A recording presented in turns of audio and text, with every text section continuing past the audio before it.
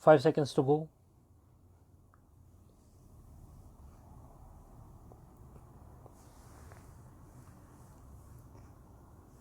Start.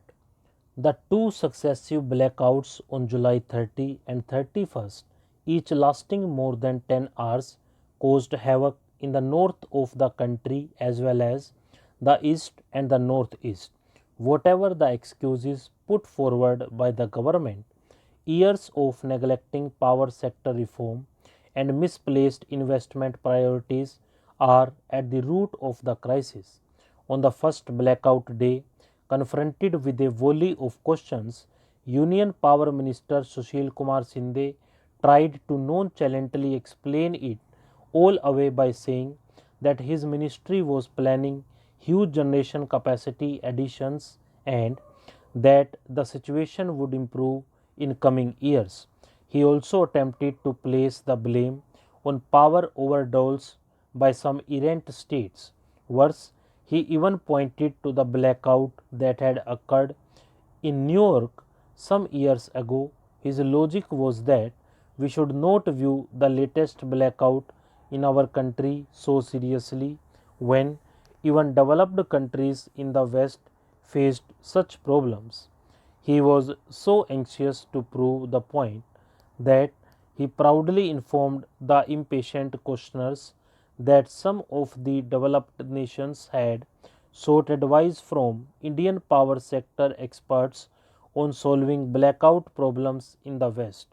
What he, however, forgot to say was that we had rarely heeded the advice of those same experts who provided excellent advice to other countries. The problems faced by the residents of Delhi and the other places were of immediate urgency.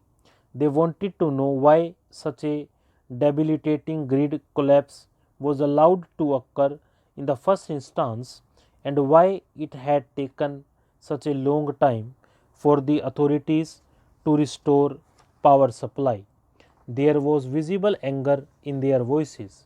They wanted immediate solutions to the problem, not verbose generalizations.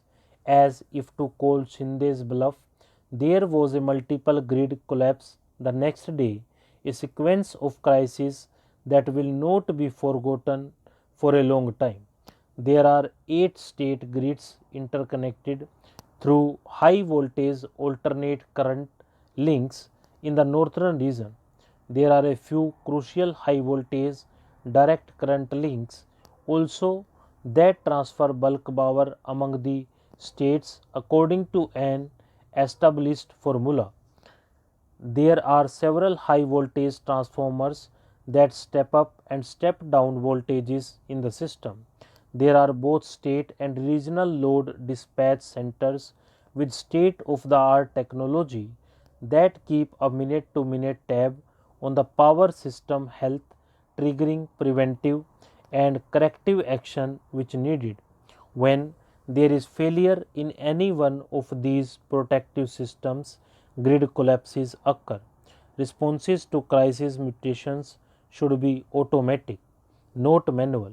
They should be based on highly sensitive, quickly responding automated under frequency relays that isolate the troubled portions of the grid before the contagion cascades into a grid collapse.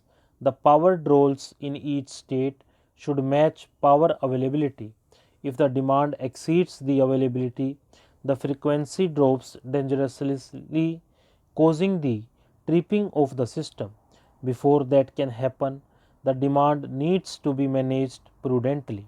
Also, when power availability exceeds demand, the frequency can shoot up dangerously. Stop.